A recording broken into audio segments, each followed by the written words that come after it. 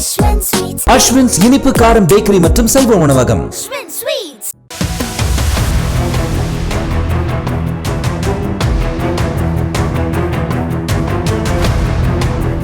சென்னை அண்ணா பல்கலைக்கழக மாணவி பாலியல் வன்கொடுமை செய்யப்பட்ட சம்பவம் தமிழ்நாடு முழுவதும் பலத்த அதிர்வலைகளை ஏற்படுத்தியது.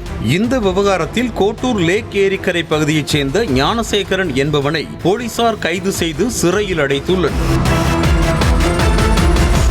இந்த நிலையில் இந்த வழக்கு தொடர்பாக நீதிமன்ற உத்தரவுப்படி 3 துணை ஆணையர்கள் தலைமையில் சிறப்பு புலனாய்வு குழு அமைக்கப்பட்டது. அந்த குழுவினர் கோட்டூர்புரத்தில் உள்ள ஞானசேகரன் வீட்டில் தீவிர ஆய்வு மேற்கொண்டனர். அதில் பல்வேறு ஆவணங்கள், லேப்டாப், கத்தி உள்ளிட்டவை பறிமுதல் செய்யப்பட்டதாக கூறப்படுகிறது.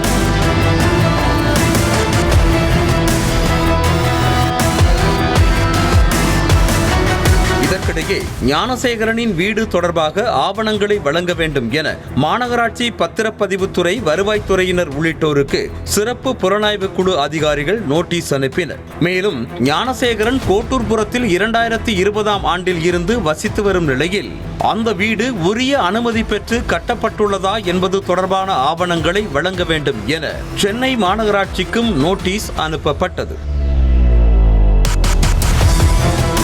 இந்த நிலையில் கிண்டி வட்டாட்சியர் தலைமையிலான வருவாய்த்துறை அதிகாரிகள் கோட்டூர் ஏரிக்கரை தெருவில் இருக்கும் ஞானசேகரனின் வீட்டை அளவீடு செய்து பட்டா உள்ளிட்ட விவரங்கள் குறித்து ஆய்வு நடத்தினர். அந்த ஆவணங்களை சரிபார்த்த போது கோவில் நிலத்தை ஆக்கிரமித்து ஞானசேகரன் தனது வீட்டை கட்டியிருப்பது தெரிய வந்தது. மேலும் அந்த நிலம் வெங்கடேச பெருமாள் கோவிலுக்கு சொந்தமான நிலம் என்றும் வீட்டுக்கு பட்டா இல்லை என்பதோடு அந்த இடத்தை வாங்க விற்க தடை செய்யப்பட்ட பகுதி என அறிவிக்கப்பட்டிருப்பதும், அதனை ஆக்கிரமித்து ஞானசேகரன் வீடு கட்டியிருப்பதும் தெரிய வந்திருக்கிறது. மேலும் ஏரிக்கரை பகுதியில் கட்டப்பட்டுள்ள சுமார் 20க்கும் மேற்பட்ட வீடுகள் பிரசன்ன பெருமாள் கோவிலுக்கு சொந்தமான நிலத்தில் உள்ளது எனவும் வருவாய்த்துறை அதிகாரிகள் தெரிவித்துள்ளனர்.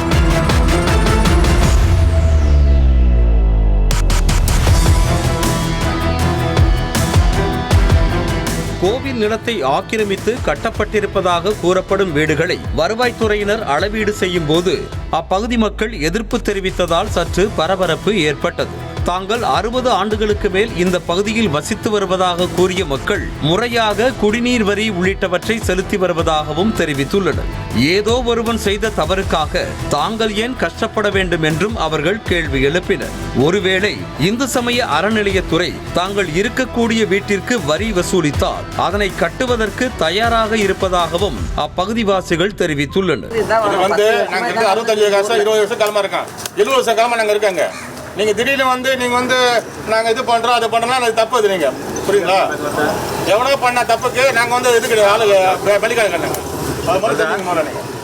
இன்னும் நாங்க என்ன பண்ண கவர்மெண்ட் நாங்க பண்றோங்க, வரி கட்டுறோம் கட்டுறோம். ஆமா, கவர்மெண்ட் வரி நாங்க கட்டுறோம் நாங்க, புரியுங்களா?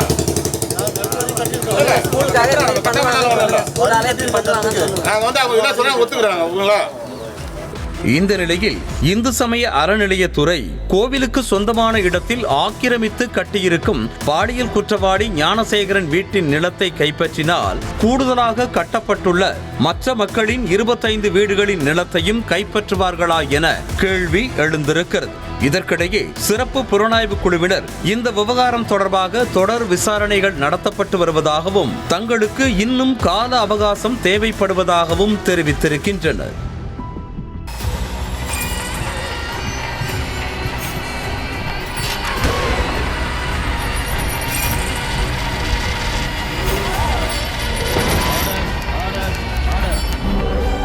நிகழ்தகவு குற்றங்களின் மறுபரிமாணம்.